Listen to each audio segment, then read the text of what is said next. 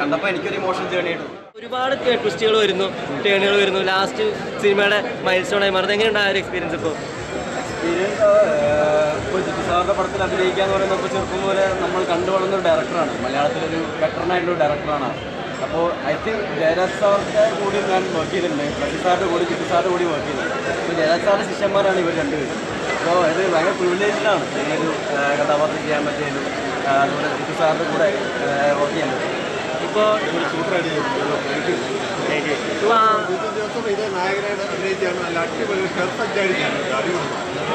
ഇപ്പോൾ ആടുജീവിതത്തിൽ വന്നപ്പോൾ അതിനുവേണ്ടി ഒരുപാട് ചേഞ്ചസ് വരുത്തിയിരുന്നു. അപ്പോൾ അത് പ്രേക്ഷകർ ഭയങ്കരമായിട്ട് ഹൃദയത്തിൽ എത്തുകയും ചെയ്തിരുന്നു. പക്ഷേ ഇതിലേക്ക് വരുമ്പോൾ കുറച്ച് നെഗറ്റീവ് ഷെയ്ഡാണ് വരുന്നത്.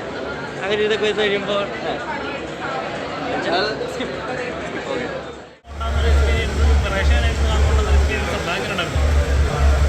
സാറ് തന്നെ ഇന്റർവ്യൂലൊക്കെ പറഞ്ഞിട്ടുണ്ട്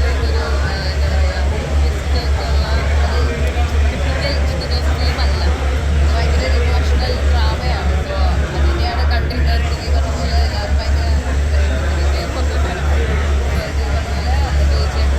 ചേട്ടയ്ക്ക് ആ രണ്ട് ക്യാരക്ടേഴ്സിൻ്റെ ഇമോഷൻസിൻ്റെ കൂടെ ട്രാവൽ ചെയ്യുന്ന ഒരു പടമാണ്. എല്ലാവർക്കും ഇഷ്ടപ്പെട്ടതും എല്ലാവരും പ്രേക്ഷകർക്ക് സ്വീകരിക്കുന്നു വിശ്വസിക്കുന്നു. അടുത്ത ഷോസൊക്കെ കഴിയട്ടെ. എങ്ങനെയുണ്ടായിരുന്നു ബീച്ചേട്ടനും ജോയിച്ചേട്ടനോടുള്ള എക്സ്പീരിയൻസ് ഒക്കെ ഉണ്ടായിരുന്നു? നല്ല എക്സ്പീരിയൻസ് ആയിരുന്നു. ഈ പറഞ്ഞ പോലെ അവർ രണ്ട് സീനിയേഴ്സാണ്, അതിനനുസരിച്ചുള്ള പേടിയുണ്ടായിരുന്നു.